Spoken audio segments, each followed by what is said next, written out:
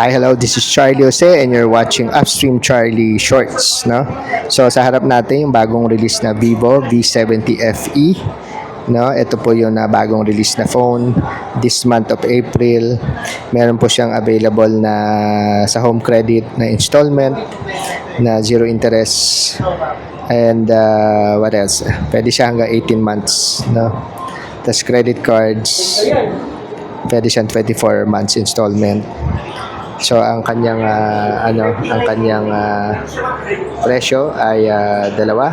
So may dalawang variants. May dalawa po siyang variants at ito. Yan. So ang kanyang variants ay 25,999 at saka 29,999.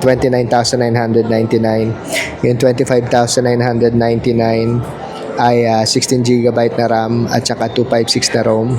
Yung 29,999 24 GB na RAM at saka 256 na ROM. Okay.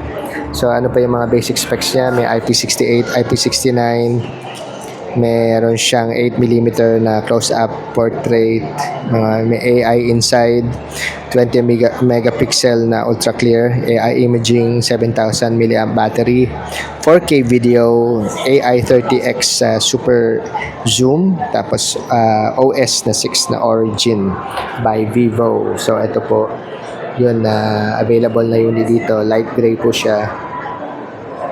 Yan, light gray po siya. Ito po yung cameras niya.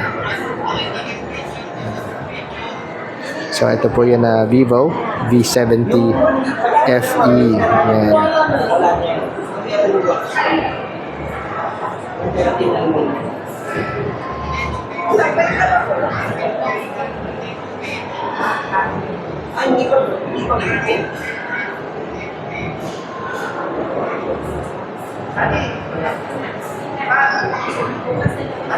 So ito po yung Vivo V70 FE.